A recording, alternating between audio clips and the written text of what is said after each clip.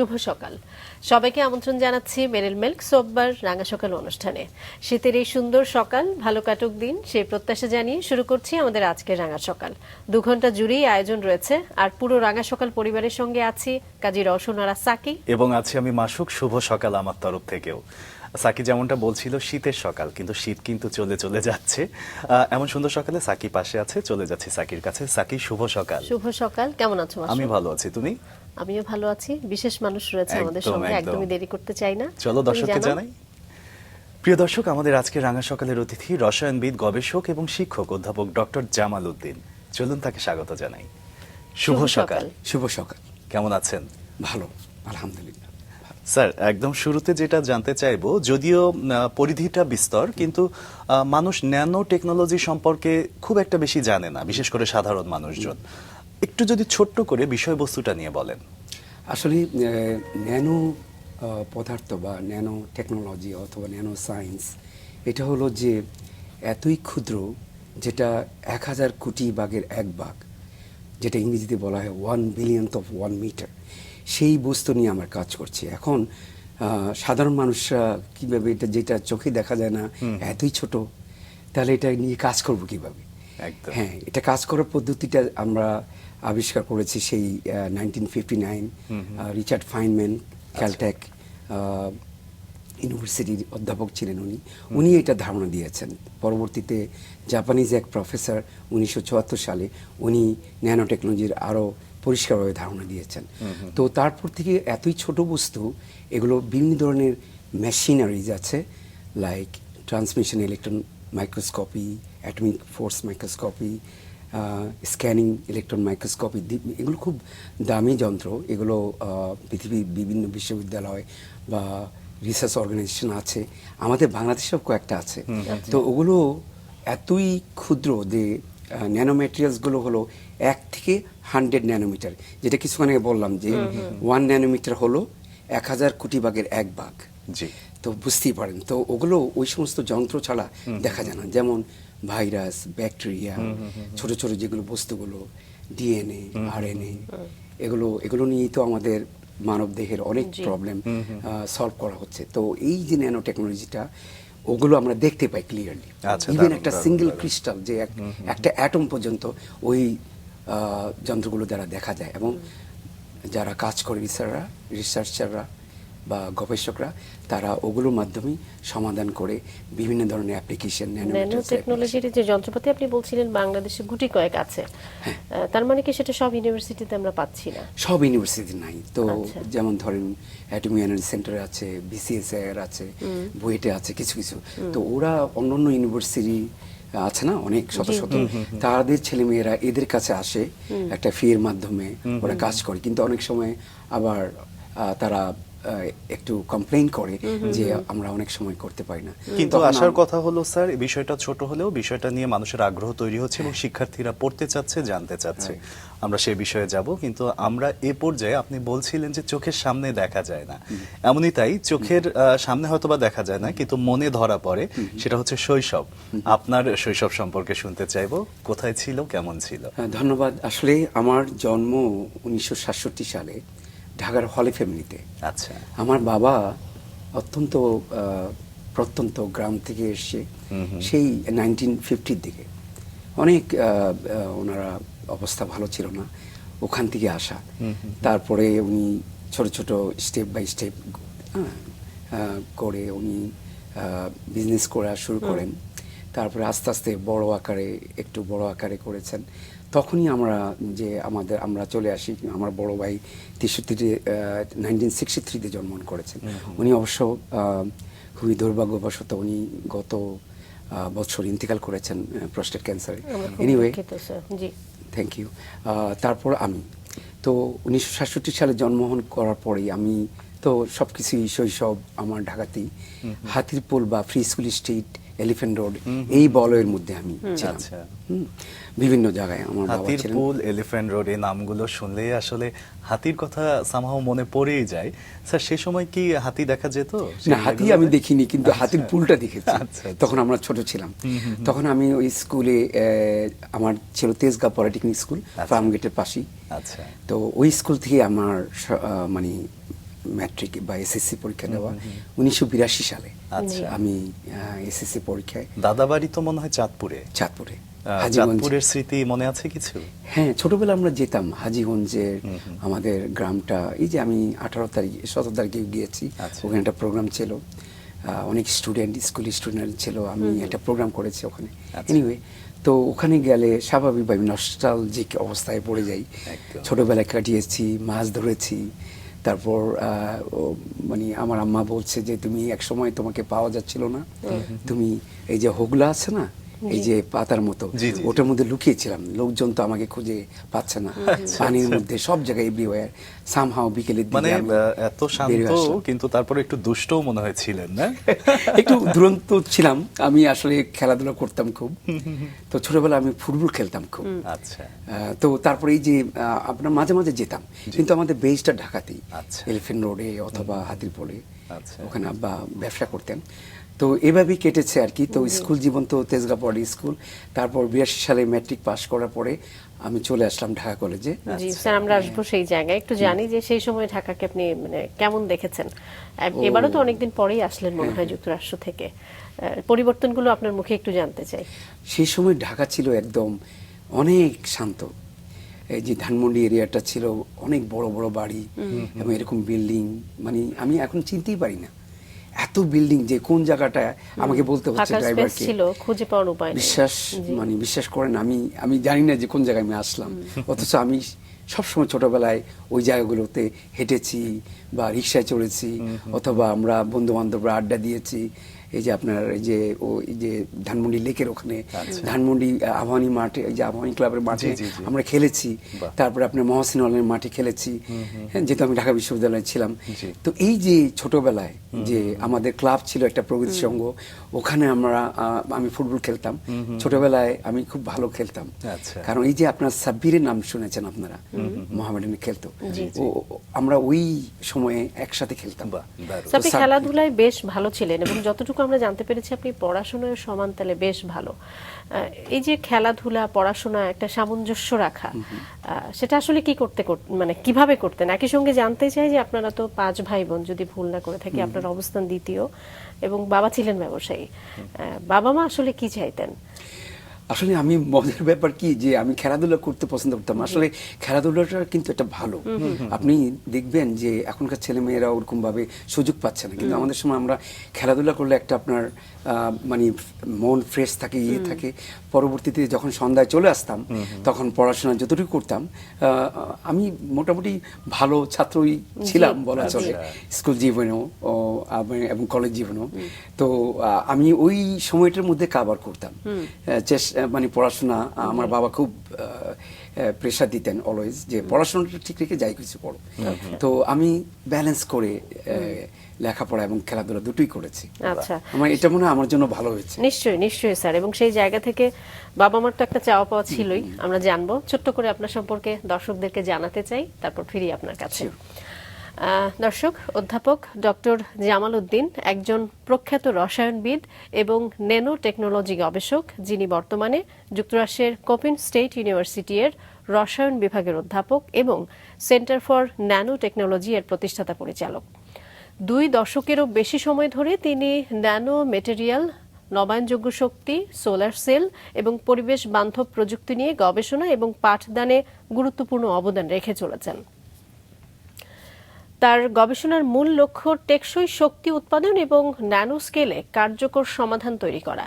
প্রায় 2 শতাধিক আন্তর্জাতিক মানের গবেষণাপত্রের লেখক এবং বিশ্বজুড়ে বিভিন্ন সম্মেলনে তার কাজ উপস্থাপন করেছেন।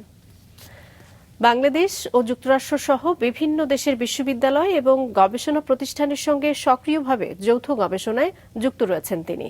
তার নেতৃত্বে কোপিন স্টেট ইউনিভার্সিটিতে বিজ্ঞান গবেষণা এবং উদ্ভাবনের একটি শক্ত ভিত্তি তৈরি হয়েছে। ন্যানো টেকনোলজি ও ক্লিন এনার্জিতে তার উদ্ভাবনী কাজ আন্তর্জাতিক স্বীকৃতি ও পুরস্কারে সম্মানিত হয়েছে। একই সঙ্গে তিনি বিভিন্ন একাডেমিক সংগঠনে নেতৃত্ব দিয়ে শিক্ষা ও গবেষণার নীতি নির্ধারণে ভূমিকা রাখছেন। আমরা আবারও চলে যাই তার কাছে। স্যার, ন্যানো টেকনোলজি নিয়ে আসলে আমাদের জানতে হবে বেশি আজকে, তাই না মাসুক? আমরা ছোটবেলার গল্পে যেহেতু ছিলাম, একটু বাবা মার কথাটা শুনতে চাই, বাবা মার চাওয়া পাওয়া, একই সঙ্গে মায়ের কথাটাও একটু জানতে চাই। হ্যাঁ, আমার বাবা অত শিক্ষিত ছিল জি। না, কিন্তু ওনার 5 ছেলে মেয়েকে শিক্ষিত করেছেন। আমাদের পরিবারে 3জন পিএইচডি, বাহ। এবং আমরা জাপান থেকে 3জনই পিএইচডি করেছি। দারুণ। পরবর্তীতে আমি চলে যাই, আমি তো দ্বিতীয়, আমি চলে যাই যুক্তরাষ্ট্রে আপনার পোস্ট ডক্টর ফেলো নিয়ে। আচ্ছা। আরেক ভাই আপনার জাপানে পিএইচডি করেছে, ও করেছে পলিটিক্যাল সায়েন্সের উপর। ও প্রফেসর জসিমউদ্দিন, নর্থ সাউথ ইউনিভার্সিটির প্রফেসর, জি। এবং একটা সেন্টারের পরিচালক সে, জি। পিস অ্যান্ড কনফ্লিক্টের উপর একটা পরিচালক সে। এবং তারপরে সবচেয়ে ছোট ভাই, ও জাপানে পিএইচডি করেছে সোশ্যোলজির উপর, এবং সে কোবি ইউনিভার্সিটির প্রফেসর আর কি। আচ্ছা। তো আমাদের 5 ভাইয়ের মধ্যে 3 ভাই পিএইচডি এবং তারা প্রফেসর, এবং আরেক ভাই যে তৃতীয় আমার পরে, ও ব্যবসা করে। আমার বড় ভাই ব্যবসায়ী ছিলেন, ওরা বাবার ধারাটা অব্যাহত অব্যাহত রেখেছেন, জি। রেখেছে। আর একটা বোন আমার প্রিয় এক বোন, তো ও হাউস ওয়াইফ। ওর হাজবেন্ড আবার জার্মান ল্যাঙ্গুয়েজ ইনস্টিটিউটের প্রফেসর, ব্র্যাকের। তো মানে আমরা- পরিবারের দিকে তাকালে যেটা দেখা যাচ্ছে, আপনার মাকে রত্নগর্ভা মা বলাই যায়। চমৎকার। মার সাথে সম্পর্কটা হ্যাঁ, শুনি আমার কেমন মা ছিল? আসলে বেঁচে নেই, উনি 2022 সালে পৃথিবী থেকে চলে গেছেন। আমার মা এতই মানে, আমার বাবা মা এত ছিলেন, ওনারা শিক্ষার প্রতি সবসময় জোর দিতেন। এবং আমার মা কিন্তু আমেরিকা 2বার গিয়েছিলেন। বাহ। এবং সবচেয়ে বড় কথা হলো যে আমি আমেরিকার একটা বেস্ট অ্যাওয়ার্ড, ফ্যাকাল্টি অ্যাওয়ার্ড পেয়েছিলাম জি। মেরিল্যান্ড স্টেটের মধ্যে। চ্যান্সেলর পুরস্কারটা দিয়েছেন, তখন আম্মা ছিলেন। বাহ, বাহ। দারুণ। এবং চ্যান্সেলর বলেছেন যে সুদূর বাংলাদেশ থেকে এই ভদ্র মহিলা, we are proud of her, মানে চ্যান্সেলর বলেছে যে প্রফেসর জামাল উদ্দিনের মা এসেছেন। সব প্রেসিডেন্টরা ছিল, প্রায় 13টা ইউনিভার্সিটির প্রেসিডেন্ট ছিল ওনার আন্ডারে, তারা ছিলেন।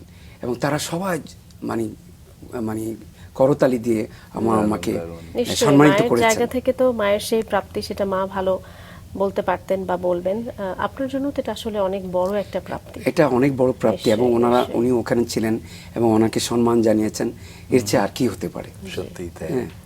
তো আমরা একটু জানি যে আপনি যেটি বলছিলেন যে পলিটেকনিক স্কুলে পড়াশোনা করলেন আপনি, তেজগাঁ পলিটেকনিক। তেজগাঁ, এবং এরপরে আপনি চলে আসলেন ঢাকা কলেজ। ঢাকা কলেজে।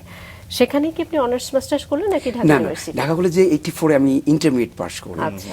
তারপরে ঢাকা ইউনিভার্সিটিতে জি। আপনার অনার্সে ভর্তি হলাম রসায়ন বিভাগে। আচ্ছা, তার মানে বরাবরই কি আপনি SSC সায়েন্সের ছাত্র ছিলেন? বরাবরই। আচ্ছা। বাহ, বাহ। তো রসায়ন বিভাগে অনার্স করে মাস্টার্স করলাম। আচ্ছা, এটা রসায়নটা একটু জানতে চাই যে সায়েন্সের সাবজেক্টগুলো তো আসলে প্রত্যেকটাই এক একটা থেকে এক একটার সঙ্গে মানে বলা যায় যে কোনোটাই কোনো অর্থে কম নয়। তারপরেও রসায়নের প্রতি আপনার আগ্রহ কিভাবে তৈরি হলো? আসলে আমার ইচ্ছা ছিল মেডিকেল পড়ার। সত্যি কথা বলতে মেডিকেল খুব টাফ ছিল, আমি চান্স পাইনি। এটা কি নিজে থেকেই চেয়েছিলেন? চেয়েছিলাম। তারপরে আমি ভাবছি যে ফার্মাসি অথবা রসায়ন বা অ্যাপ্লাইড কেমিস্ট্রি পড়বো। তারপর আমি রসায়নে চান্স পেলাম। আচ্ছা। তো আমি দেখলাম যে আসলে রসায়নটা কঠিন সাবজেক্ট, অনেকে বলে, কিন্তু বাট আমি রসায়নকে এমনভাবে নিয়েছি সিরিয়াসলি, পরবর্তীতে আমার রসায়নের মাধ্যমে কিন্তু আমি এই পর্যায়ে এসেছি। জি, মানে পরবর্তীতে এটা আর আপনার কাছে কঠিন কোনো কিছু মনে হয়নি? জি, একটু জানি বিশ্ববিদ্যালয় জীবনটা নিয়ে। তো তারপর আপনার 84-85 সেশনে ভর্তি হলাম অনার্সে। তারপরে আপনার অনার্স পাস করে আপনার মাস্টার্সে থিসিস গ্রুপে ছিলাম। জি। তখন আমি অ্যানালাইটিক্যাল কেমিস্ট্রি, এই যে সয়েল ওয়াটার এগুলো নিয়ে, এগুলো টক্সিক ইফেক্ট, এগুলোর মধ্যে ক্যাডমিয়াম বা এই ধরনের আয়নগুলো ভালো না, এগুলো নিয়ে কাজ করলাম। তো আমার থিসিস ছিল আর কি। প্রফেসর শফিকুল আলম ছিলেন আমার অ্যাডভাইজার। তো ওনার আন্ডারে কাজ করে আমি 93-তে কিছুদিন পাস করার পর কিছুদিন একটা ইংলিশ মিডিয়াম স্কুলে আপনার কেমিস্ট্রি পড়িয়েছিলাম। বাহ। পরবর্তীতে আমি যখন জাপানে অ্যাপ্লাই করি বিভিন্ন ইউনিভার্সিটিতে, আমার 94-এ আমার অ্যাকসেপ্ট হলো স্কলারশিপ। স্যার, ঠিক এই জায়গাতে একটা প্রশ্ন মাথায় আসছে, সেটা হচ্ছে আপনি পলিটেকনিক্যাল স্কুলে যে পড়লেন, সেটা তো একদম জেনারেল স্কুলই ছিল নাকি পলিটিক্যাল বেসড ছিল? না না, এটা জেনারেল স্কুল ছিল। আচ্ছা, এটা আচ্ছা। নামই তেজগাঁ পলিটেকনিক। আচ্ছা, এই জায়গাতে আমার আরেকটা লোভ জাগছে, আপনার এসএসসি এবং এইচএসসি তে ফলাফল কেমন হলো?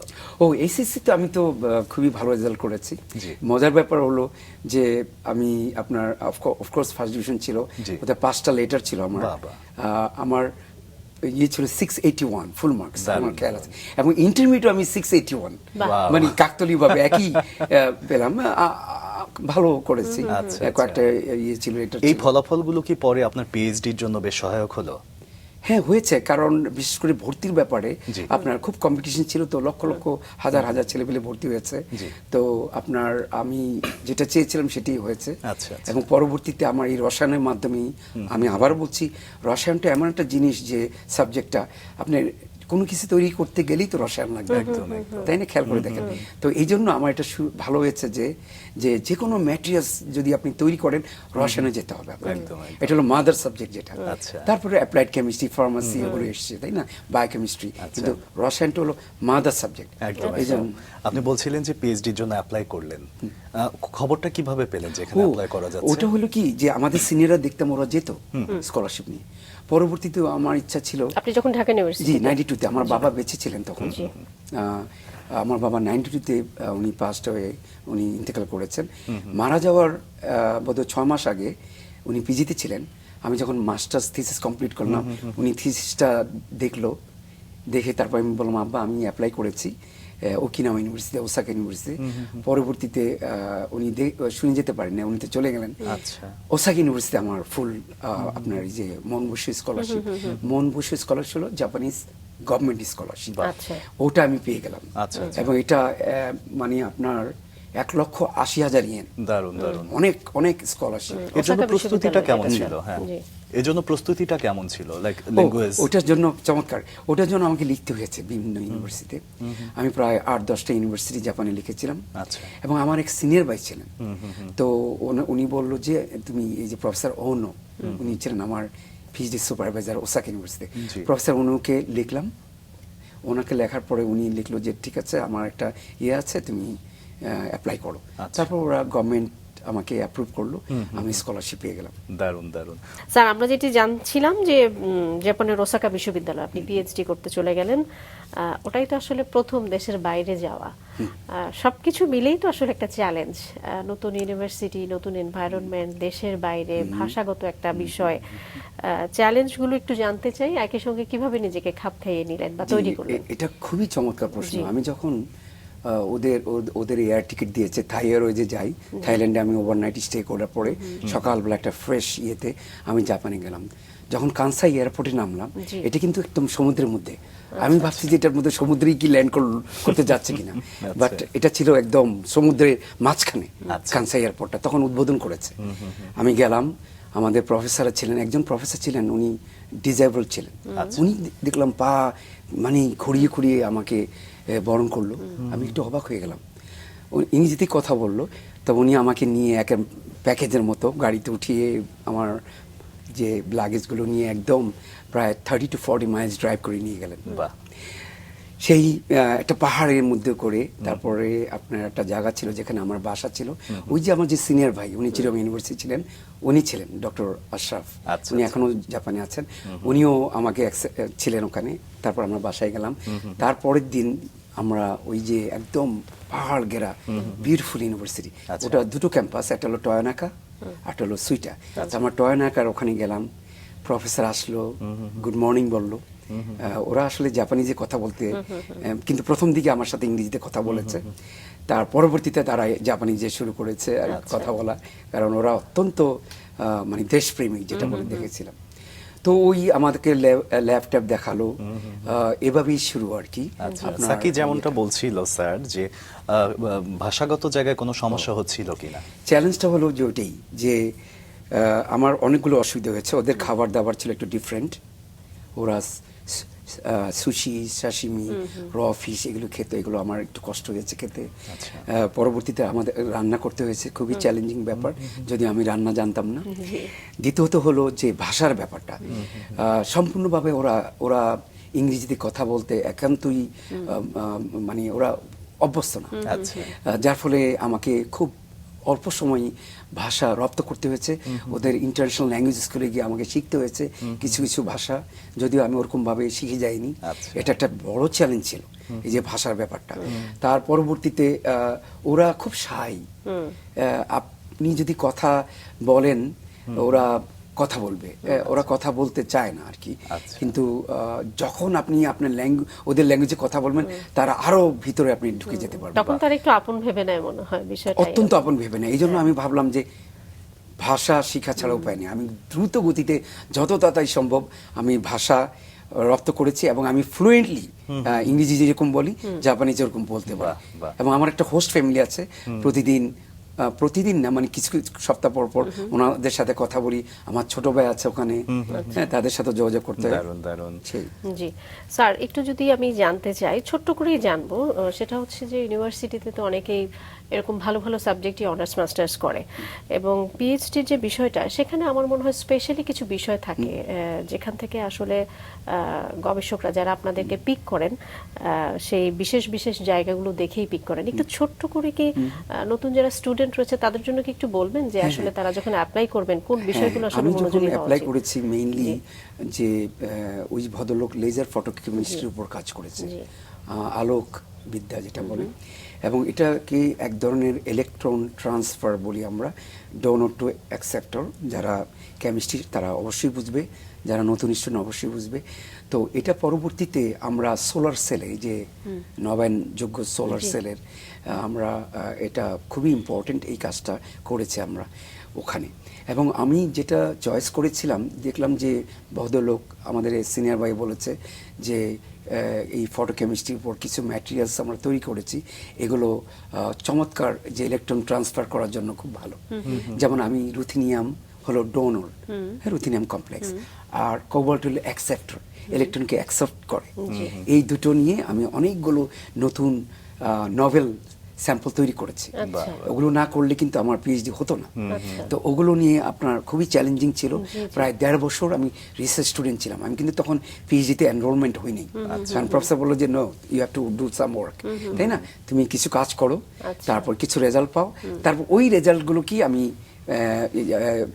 প্রেজেন্ট করেছি প্রি এনরোল হওয়ার জন্য, এবং আমি পরবর্তীতে 1.5 বছর পরে পিএইচডিতে অ্যাডমিশন পাই। তার মানে মোটামুটি পড়াশোনার পাশাপাশি একটা প্র্যাকটিক্যাল একটা হ্যান্ডস অন করতে হবে, এবং একই সঙ্গে প্র্যাকটিসে থাকতে হবে কিছুদিন। তারপর স্যার একটু আসি যে আপনি প্রায় 4.5 বছর লাগলো আপনার সময় পিএইচডি করতে।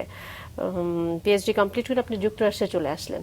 আপনি কেন সেখানেই থাকলেন না, বা সেখানকার যারা ছিলেন তারাই বা আপনাকে কেন ছাড়লেন, একটু জানবো। চমৎকার প্রশ্ন। আমি যখন ডিফেন্ড করি, জাপানিজের কাজ ছাড়া কিছুই বোঝে না। আমি রাত দিন পরিশ্রম করেছি বিফোর 6 মান্থ। ইভেন আমি ওখানে সোফাতে ঘুমাতাম। সকালবেলা প্রফেসররা এসে দেখতো আমি ঘুমিয়ে আছি, ওরা ডিস্টার্ব করতো না। তারা বলতে যে জামাল কুন বলে আর কি, কুন জামাল কুন বোধহয় রাত্রেবেলা কাজ করেছে, ডোন্ট ডিস্টার্ব দেম, তাকে ডিস্টার্ব করো না। আমি উঠে যেতাম, উঠে গিয়ে আমি ওদের গ্রিন টি আছে ওটা খেতাম। তারপরে ওখানে আমার পাশেই ইন্টারন্যাশনাল হোস্টেল, ওখানে গিয়ে ডিম ভাজি অথবা যেটা শর্টকাট যেটা হয় ওটা করে আমি খেয়ে আবার ল্যাবে আসতাম। তো ওই 6 মান্থ, বিফোর 6 মান্থ ডিফেন্ডের সময় আমার খুবই চ্যালেঞ্জিং মুহূর্ত ছিল। আমি অনেক কষ্ট করেছি, এবং এমনও প্রফেসর বলতেন তোমার বোধহয় পিএইচডি হবে না, এই ধরনের অবস্থা করেছে। কিন্তু উনি চাচ্ছে যে আমি আরো ভালো কাজ করি, ভালো ইয়ে করি, এইটা প্রেশারের মধ্যে রাখতেন। পরবর্তীতে আমি ডিফেন্ড করলাম। আমাকে ইংরেজিতে বলতে হয়েছে, কিন্তু প্রশ্ন করেছে জাপানিজে, কিন্তু ইংরেজিতে উত্তর দিয়েছি বা জাপানিজে উত্তর দিয়েছি, তারা অ্যাকসেপ্ট করেছে। এবং আলহামদুলিল্লাহ যখন আমি ডিফেন্ড করলাম, মনে যেন কি একটা রিলিজ পেলাম। আমার খেয়াল আছে আমি আকাশের দিকে তাকিয়ে আমি চোখের পানি চলে আসলো, যে এটা আমার অত্যন্ত 4.5 বছর খুবই চ্যালেঞ্জিং ছিল যে আমি ডিগ্রি পাবো। পরবর্তীতে আমার হয়ে গেল। তো তারপরে আমি জাপান থেকে, এই যে আপনি বললেন যে কেন থাকলাম না, ওরা চায় যে যারা পিএইচডি করে তারা তাদের দেশকে সার্ভ করবে, অথবা অন্য কোনো দেশে যদি পোস্টডক করতে চায়, ওটাই ওরা চায়। কিন্তু আমি বলেছিলাম যে যদি ওই ধরনের সুযোগ হয়, তখন আমি ভাবলাম যে জাপানে যদি না হয় আমি আমেরিকাতে অ্যাপ্লাই করি। আমি কিন্তু ওই 1 বছর আগে থেকে অ্যাপ্লাই করেছি প্রায় 30টা ইউনিভার্সিটি। প্রথমে আপনি জাপানে ট্রাই করেছেন? হ্যাঁ, জাপান থেকে, ওই যখন পিএইচডির আগে 1 বছর আগে একটা প্রফেসর এন্ডিকট, ওয়েন স্টেট ইউনিভার্সিটি, যেখানে আমি ছিলাম, পরবর্তীতে আপনারা হয়তো প্রশ্ন করবেন, যেখানে আমি ছিলাম পোস্ট ডক্টরাল, ওই ভদ্রলোক ওনার ফ্রেন্ড, প্রফেসর ওনার ফ্রেন্ড, ওনারা একই ফিল্ডে কাজ করে। যখন দেখলো যে প্রফেসর ওনার ছাত্র এবং পিএইচডি শেষ করছে ওটা মার্চে, তখন ওনাকে যখন লিখলাম, উনি আমাকে লিখলো, একটা professor, I was so lucky, একটা প্রফেসর বলছে যে আমার একটা পজিশন খালি আছে পোস্ট ডক্টরাল ফেলো, তখন কিন্তু আমার পিএইচডি হয় নাই, ডিফেন্স জি। হয়নি, কিছু হয়নি, জি তুমি আসতে পারো। তখন আমি ওনাকে গেলাম ওনার অফিসে, আচ্ছা। লেটারটা দেখালাম। উনি কিছুক্ষণ চিন্তা করে এভাবে চুপ করে রইলেন। পরবর্তীতে উনি বলেন, জামাল খুন তুমি কি জানো সে কে? সে কিন্তু খুবই বিখ্যাত একজন কেমিস্ট, ফটোকেমিস্ট, আমাদের চেয়েও। তুমি ওখানে অ্যাপ্লাই করেছো, তার কাছে তুমি ওখানে পোস্ট ডক্টরাল হিসেবে যাবা, তুমি কি মনে করো তুমি এই প্রেশারটা নিতে পারবা? তা আমি বললাম যে অবশ্যই, আমি আপনার কাছে অনেক কিছু শিখেছি এবং এখানে ডিফেন্স করতে যাব, আমার বিশ্বাস যে আমি পারবো। তখন উনি লিখে দিলেন, হ্যাঁ, নর্মাল ভাবে লিখে দিয়েছেন, খুব একটা যারা জাপানি খুব লিখে দিলেন এবং উনি অ্যাকসেপ্ট করেছে। আমি কিন্তু অফার পেয়ে গেছি আচ্ছা। ডিফেন্সের আগে। পরে মার্চে যখন ডিফেন্স করলাম, পরে আমি বাংলাদেশে আসি, ওই যে অক্টোবরের মাঝখানটায় বাংলাদেশে এসে আমি ঠিক অক্টোবরের 4 তারিখ তো ওখানে গিয়েছি, সব অক্টোবর মাসে। আমি কিন্তু জাপানে গেলাম অক্টোবরে, আবার পোস্ট ডক্টর ফেলো অক্টোবর মাসে। জি আসলে কাকতলীয় ভাবে সব কিছু। একদম একদম। তারপর ওখানে চলে গেলাম ওনার ইয়েতে। তো এটি বললাম যে চ্যালেঞ্জ, এত চ্যালেঞ্জ ছিল আমার পিএইচডি প্রোগ্রামটা জাপানে, আনবিলিভেবল, পদে পদেই চ্যালেঞ্জ। পদে পদে চ্যালেঞ্জ। আরো একটা বিষয় এখানে স্যার, প্রফেসর ওনারা কিন্তু ওনারাও তো আপনার শিক্ষক হিসেবে আসলে কাজ করেছেন, এবং বাবা মায়ের পরে যে কথাটি খুব স্বাভাবিকভাবে চলে আসে, শিক্ষকরাই আসলে আমাদের জীবন সুন্দর করে সাজিয়ে দেন। পোস্ট ডক্টরালের জন্য উনি প্রথমে আপনাকে জিজ্ঞেস করলেন এবং উনি আপনাকে খুব স্বাভাবিকভাবেই ছেড়ে দিলেন চলে যাবার জন্য, যেন আপনার ফিউচার ব্রাইট হয়। আপনি চলে গেলেন যুক্তরাষ্ট্রে, সেখানে এসে পোস্ট ডক্টরাল করলেন। আমরা একটু জানি যে সেই গল্পটা, এবং একই সঙ্গে কপিন স্টেট ইউনিভার্সিটিতে আপনি অধ্যাপক হিসেবে জয়েন করলেন রসায়ন বিভাগে, একটু জানি স্যার। আমি যখন জাপানে 99-এর অক্টোবরে, 99-এর মার্চে আমি পিএইচডি করলাম। জি। আমি আবারও বলছি কৃতজ্ঞভাবে ওনারা বেঁচে আছেন, আমার সাথে যোগাযোগ আছে, প্রফেসর অনু, যে যার মাধ্যমে আমি গিয়েছি। জি। সবকিছু তো আল্লাহর জি, জি। মাধ্যমেই হয়, আল্লাহ সবকিছু জি। করেন, কিন্তু ওনার ছিল উসিলা, তাই না, জি, ফ্যাক্টর, ভেরি ফ্যাক্টর, ওনার নাম বলতে হচ্ছে। তার পরবর্তীতে স্টেপ যেটা যুক্তরাষ্ট্রে আমি এখনো আছি, প্রায় কত 99-তে এখন প্রায় 26 বছর, তাই না, 27 বছর। থেকে। জি জি। তো তার কাছে কৃতজ্ঞ, সেই প্রফেসর এন্ডিকট আমাকে অ্যাকসেপ্ট করেছে পোস্ট ডক্টরাল ফেলো হিসাবে। তারপরে বাংলাদেশ থেকে আমি চলে যাই যুক্তরাষ্ট্রে। ওখানে গেলাম ওয়েন স্টেট ইউনিভার্সিটিতে। ওখানে যখন ডেট্রয়েটে আমি ল্যান্ড করি, তখন প্রফেসর সাহেব আসছেন, অনেকক্ষণ ধরে বসছেন, কোনো ইয়ে ছিল, প্রথম গেলাম ইমিগ্রেশনে, অনেক ঝামেলা টামেলা। মজার ব্যাপার যে আম্মা আসলে জানতেন না, আম্মা কিছু পেয়ারা দিয়ে দিয়েছিলেন। আচ্ছা আচ্ছা। মজার ব্যাপার, ফান, পেয়ারা দিয়েছিলেন, ওই পেয়ারা তো নেওয়া যাবে না, আচ্ছা। ওনারা রেখে দিচ্ছেন। যাই হোক, একটু দেরি হয়েছে, আপনি পেয়ারা আনলেন কেন? আমি জানতাম না, আমি জানি আমার মা দিয়েছে, ও রেখে দিচ্ছেন। ওকে।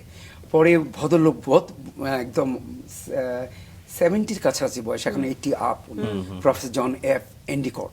আচ্ছা। উনি এসে নিজে আমাকে গাড়ি চড়িয়ে ডেট্রয়েটের শহর দিয়ে ওনার ইউনিভার্সিটি নিয়ে গেলেন। খুব ওয়ার্ম একটা ওয়েলকাম। উনি চিন্তাই করে যে একজন প্রফেসর ভেরি হাম্বল ওয়েতে আমাকে নিজে ড্রাইভ করে নিয়ে গেলেন। আচ্ছা। তারপর অনেক কিছুই বললেন যে ডেট্রয়েট শহরটা খুব সেফ না, খুব কেয়ারফুল থাকবা। তারপরে উনি আমাকে ডরমে দিয়ে আসলেন, ওখানে ছিলাম। ওখান থেকে পরের দিন আমি সকালবেলা গেলাম, ঠিক জাপানের ওসাগির মধ্যে গেলাম।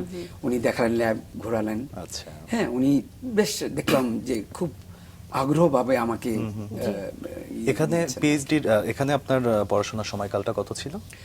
ওটা ছিল 99 থেকে 2002 পর্যন্ত। 2002 তারপর আমি মেরিল্যান্ডে চলে যাই, আচ্ছা। আরেকটা স্টেটে।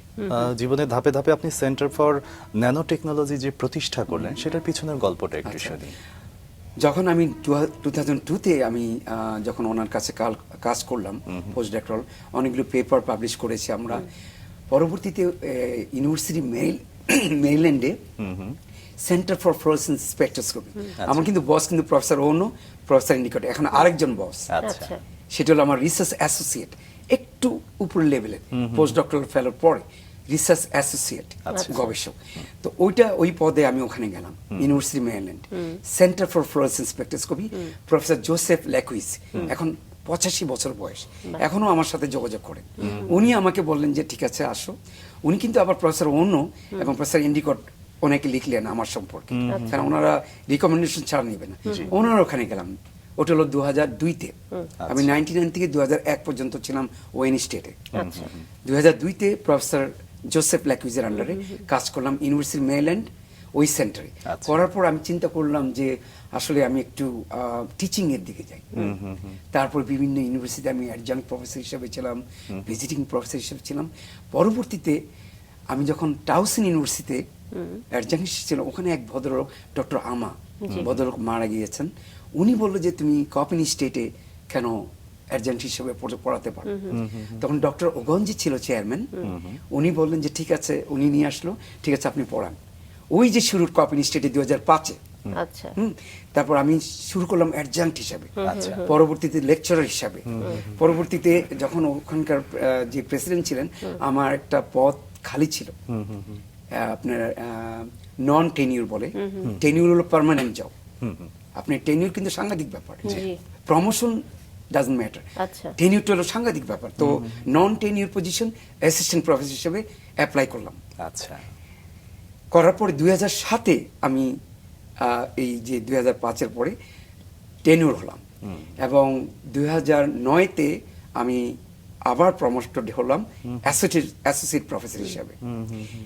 টেনিউর তো হলাম, তো অ্যাসোসিয়েট প্রফেসর অ্যান্ড টেনিউর। 2016-তে এসে ফুল প্রফেসর, টেনিউর ফুল প্রফেসর। 2018-তে এসে আমি ওই সেন্টারের পরিচালক হিসাবে এত বছর এস্টাবলিশ করেছি 2007-এ। এত বছর ওয়েট করতে হয়েছে আমাকে পরিচালক হওয়ার জন্য। পরে প্রেসিডেন্ট লেটার দিল যে তুমি এটার পরিচালক। এখন পর্যন্ত আমি দুটো পদে আছি, ফুল প্রফেসর টেনিউড এবং প্রতিষ্ঠাতা পরিচালক সেন্টার ফর। প্রায় 20 বছর স্যার। আসলে আপনি নিজে অনেক কষ্ট করেছেন, অধ্যাবসায় ছাড়া তো আসলে সাকসেস সম্ভব না। কিন্তু আমার মনে হয় আপনি যে প্রফেসরের নামগুলো বলছিলেন, যে প্রফেসর উনো, এন্ডিকট এবং জোসেফ, ওনারাও আসলে আপনার জীবনটাকে বদলে দেওয়ার জন্য মানে বেশ সহায়ক কিছু ভূমিকা পালন করেছিলেন। স্যার একটু জানি যে আপনি যেহেতু বলছিলেন 2005 থেকে 2026 এখন পর্যন্ত আপনি আছেন কপিন স্টেট ইউনিভার্সিটিতে, বেশ কিছু পরিবর্তন তো আপনি দেখেছেন সেই সময় থেকে এই সময় পর্যন্ত। পরিবর্তন একই সঙ্গে অগ্রগতি কি দেখেছেন একটু জানতে চাই, এবং একই সঙ্গে বাংলাদেশ থেকে ছেলেমেয়েরা আসলে কতটা ইন্টারেস্টেড হচ্ছে এই বিষয়ে।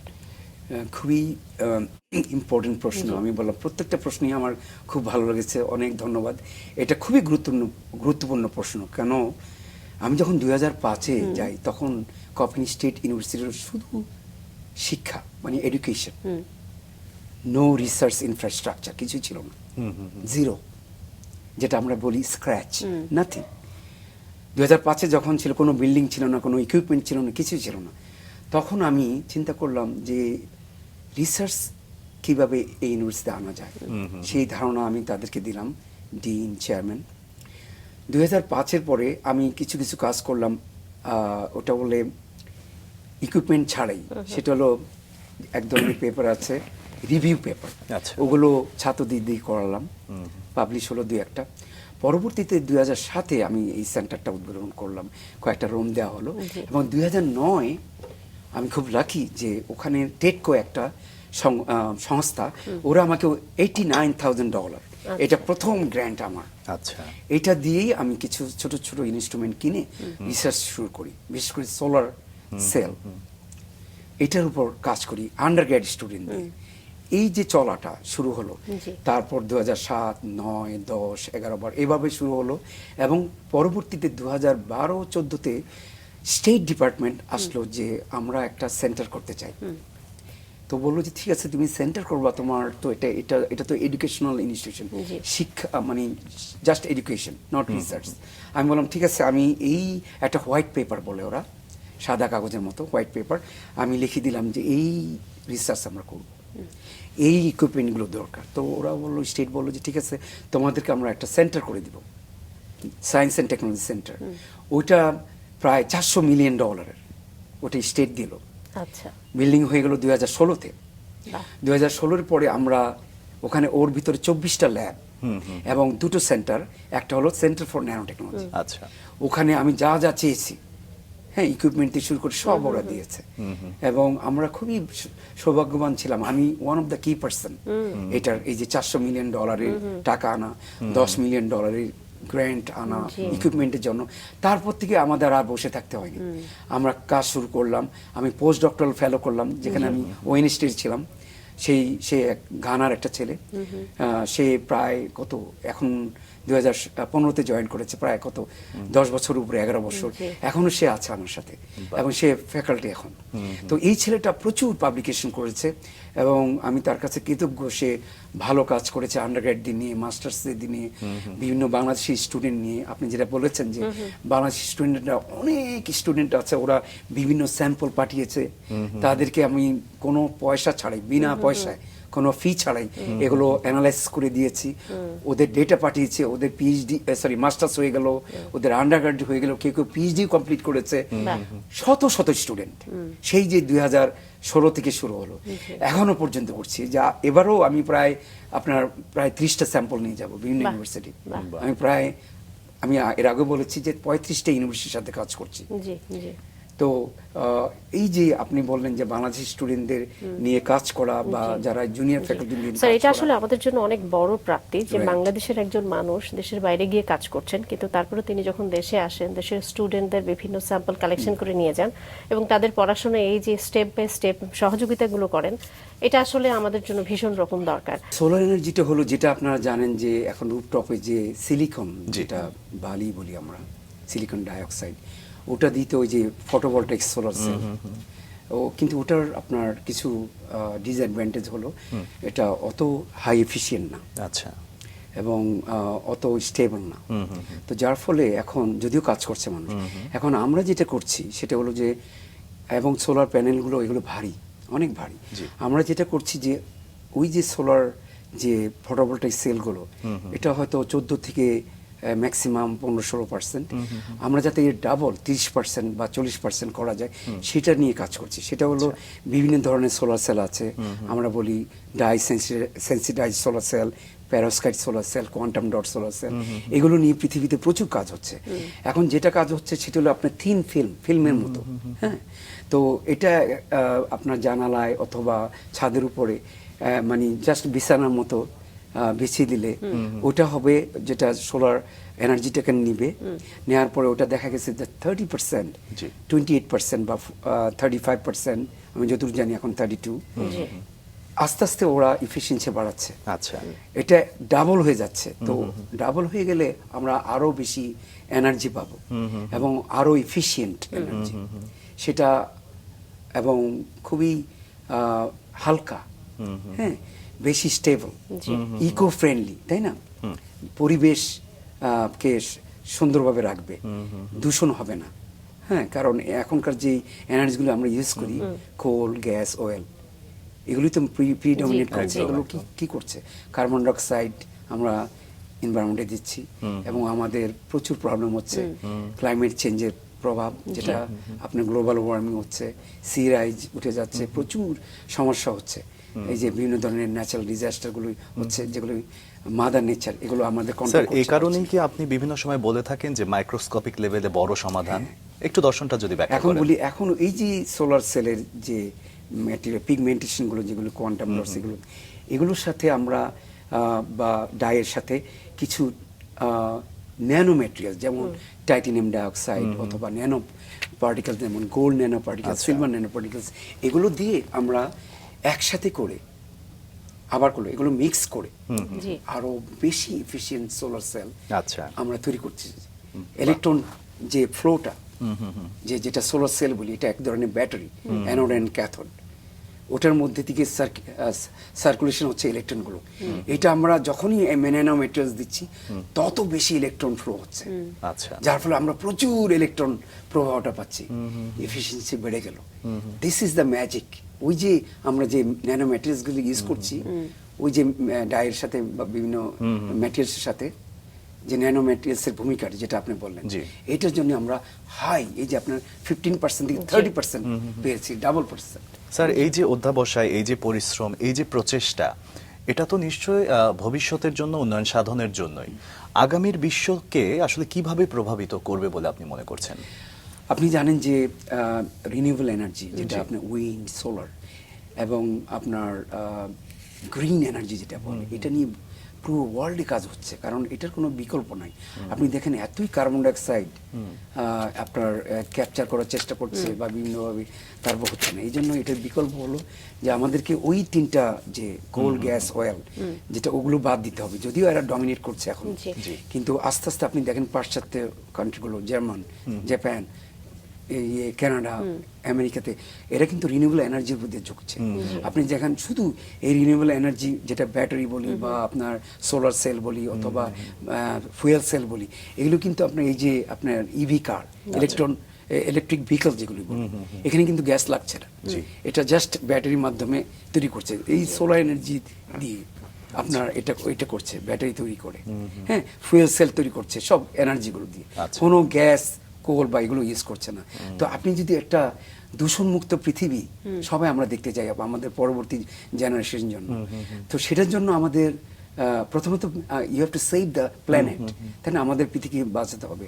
আপনি দেখেন আমাদের ঢাকাতে কত দূষণ, তো এখানে আপনার ডার্ট, বিভিন্ন ধরনের টক্সিক বস্তুগুলো, কার্বন ডাইঅক্সাইড আমরা কিভাবে ডাম্প করছি, এটা তো মানে আমি চিন্তাই করতে পারি না। আমি যখন রাস্তায় বেরোই, এত মানে ঢাকার বায়ুর যে এত এয়ার যে এত পলিউটেড, চিন্তাই করা যায় না। তো এটার জন্য সেভ করার জন্য আপনার এই ধরনের এনার্জিগুলি দরকার, যেটা একদম ইকো ফ্রেন্ডলি, এনভায়রনমেন্টাল ফ্রেন্ডলি, পরিবেশ বান্ধব।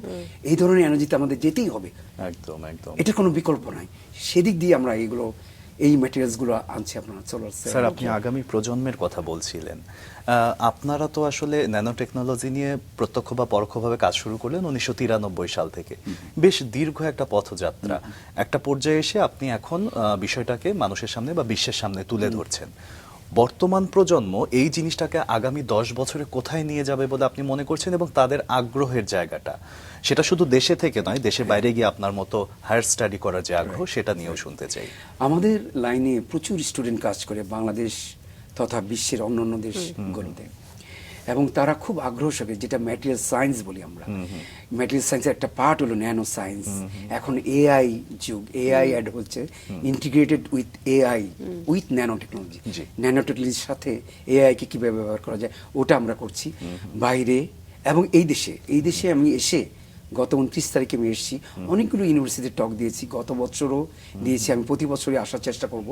এবং ওদের যে আগ্রহ, আমি অনেক ইনস্টিটিউশনে আপনার এখানে যে এমআইএসটিতে টক দিয়েছি, আইইউবিটিতে টক দিয়েছি, তারপর আপনার বুয়েটে টক দিয়েছি, ইন্টারন্যাশনাল কুমিল্লা ইউনিভার্সিটি দিয়েছি, নোয়াখালী, এই যে হাজার হাজার স্টুডেন্টরা, ওদের প্রত্যেকের আগ্রহ যে হায়ার স্টাডিজ করা এবং আমাদের কাজগুলো করা ম্যাটেরিয়াল সায়েন্সের।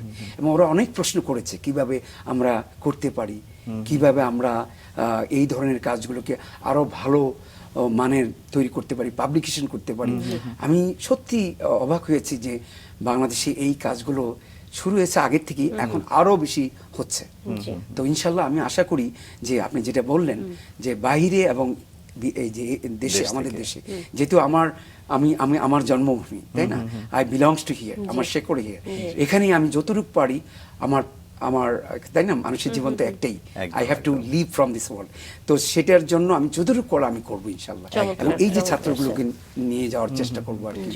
আপনার বিষয়টা যেটা আমরা লক্ষ্য করলাম যে আপনি শুরু থেকে ধাপে ধাপে পরিশ্রম দিয়ে নিজেকে প্রমাণ করছিলেন। সে সময় আপনাকে গাইড করবার, মেন্টর করার ওইভাবে দেশ থেকে কেউ ছিল না, কিন্তু এখনকার শিক্ষার্থীদের জন্য একজন ডক্টর জামাল উদ্দিন আছেন, তিনি তাদের জন্য আসলে কাজ করছেন আন্তরিকভাবে। এই বিষয়টা আপনি কিভাবে দেখেন?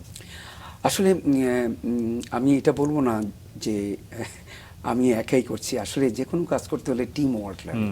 এই যে জুনিয়র ফ্যাকাল্টিগুলো বা ডিন যারা, চেয়ারম্যান এবং উপর লেভেলে মিনিস্ট্রি লেভেলে সবাইকে আসতে হবে, টিম ওয়ার্কটা ইম্পর্টেন্ট। বাট আমার দ্বারা যতটুকু আমি, তাই না, one man show will not solve everything.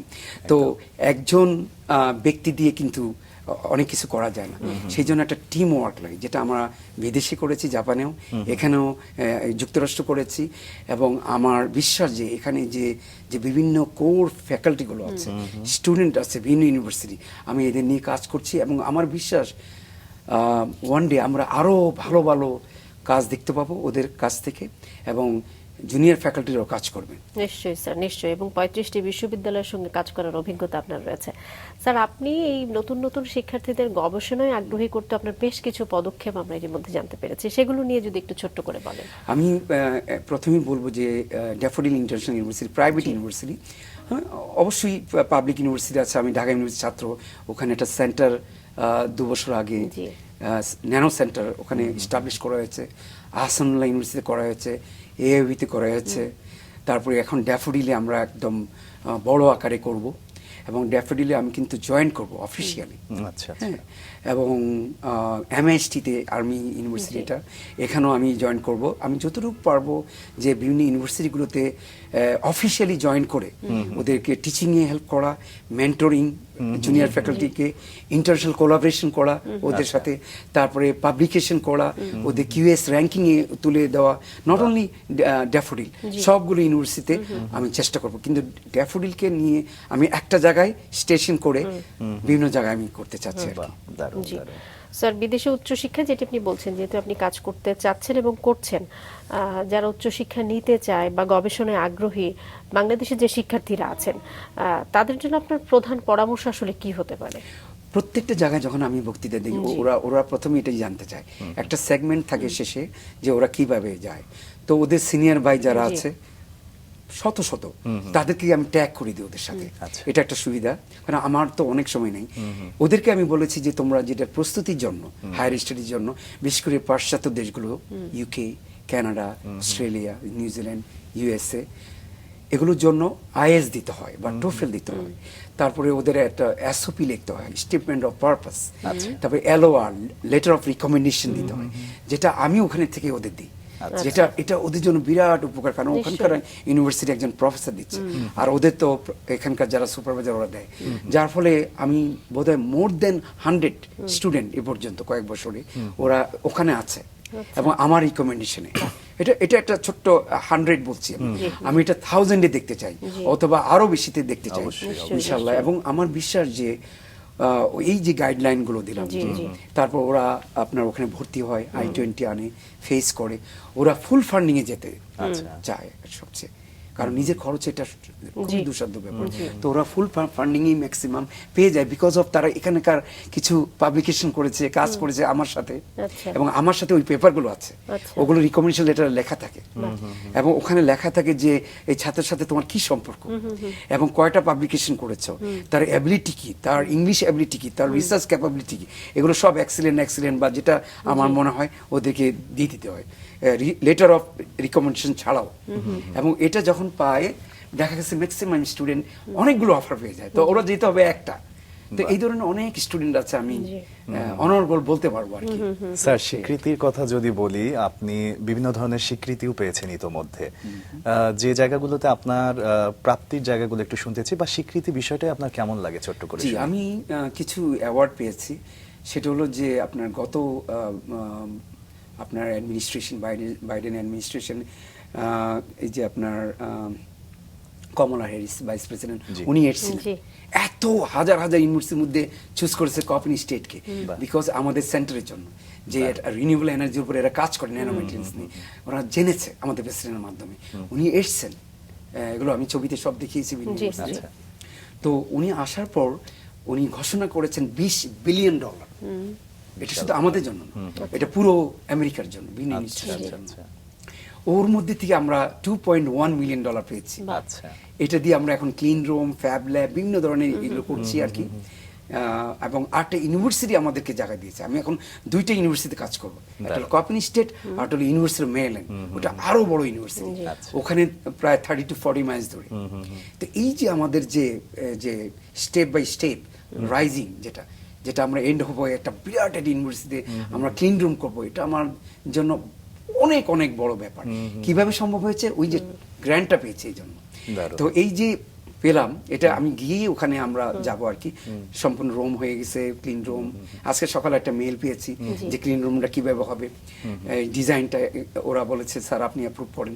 তো যাই হোক, এই যে একটা আপনার স্টেপ বাই স্টেপ করা, মানে এটা আমার জন্য একজন বাংলাদেশি হিসাবে আমি এই যে অ্যাওয়ার্ডটা পেয়েছি, এটা গিয়ে। তাছাড়া আমি পেয়েছি আপনার innovator of the year award, 2বার পেয়েছি, একবার না, মেরিল্যান্ড স্টেটের মধ্যে 2011 এবং 2016-তে। তারপরে আপনার বিভিন্ন প্রেস্টিজিয়াস ইনস্টিটিউট থেকে আমি বেস্ট অ্যাওয়ার্ড পেয়েছি। আচ্ছা। আমাদের ইউনিভার্সিটিতে অনেকগুলো অ্যাওয়ার্ড পেয়েছি। তো আসলে অ্যাওয়ার্ডটা কোনো বড় ব্যাপার না, বড় ব্যাপারটা হলো যে আই বিলিভ ইন ওয়ার্ক। আপনি যদি ভালো কাজ করেন ওটা স্বীকৃতি এমনি এমনি আসবে। একদমই। আর এই ধরনের স্বীকৃতিগুলো আসলে স্যার উৎসাহিত যেমন করে, দায়বদ্ধতাও বাড়িয়ে দেয়। যদি আপনার কাছে জানতে চাই যে আগামী 10 বছর পর ন্যানো টেকনোলজির এই বিষয়টাকে কতদূর পর্যন্ত দেখতে চান, ছোট্ট করে কি বলবেন? আমি ন্যানো টেকনোলজির 10 বছরের মধ্যে আমি বিশ্বাস করি যে আমরা বিশেষ করে স্মার্ট ম্যাটেরিয়ালস, যেটা ফ্যাব্রিক্সে, ইলেকট্রনিক্সে, এগ্রিকালচারে, আপনি জানেন যে এগ্রিকালচারটা খুব ইম্পর্টেন্ট আমাদের দেশে।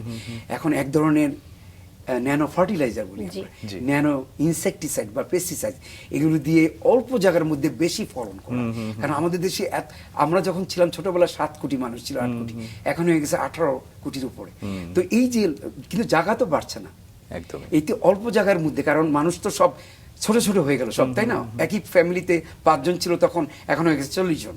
তো জায়গা বাড়ছে না, এখন অল্প জায়গার মধ্যে ওই যে টেকনোলজি গুলো যদি ইউজ করে বেশি ফলন পায় এবং নিরাপদ খাদ্য যেটা বলি সেফ, তাহলে তো অসুবিধা কোথায়? আমরা আমরা আমরা সেই টেকনোলজিগুলো, যেটা ন্যানো সেলুলোজ, এগুলো নিয়ে, ন্যানো ফার্টিলাইজার, এগুলো নিয়ে কাজ করে। বিশেষ করে বাংলাদেশে এটা খুব ইম্পর্টেন্ট। আর এনার্জি রিলেটেড, তাই না? এনার্জি আমাদের দরকার, এবং গ্রিন এনার্জি যেটা বলি আমরা, এটা খুব ইম্পর্টেন্ট। আবার ক্যান্সার যেটা, এটা কিন্তু সাংঘাতিক ব্যাপার। জি। আমরা এক ধরনের ন্যানো ম্যাটেরিয়ালস তৈরি করেছি যেটা আপনার কেমোথেরাপি দরকার নেই। এটা কিন্তু ইউএসএ করছে। এখন হলো ইমিউনোথেরাপি, জি।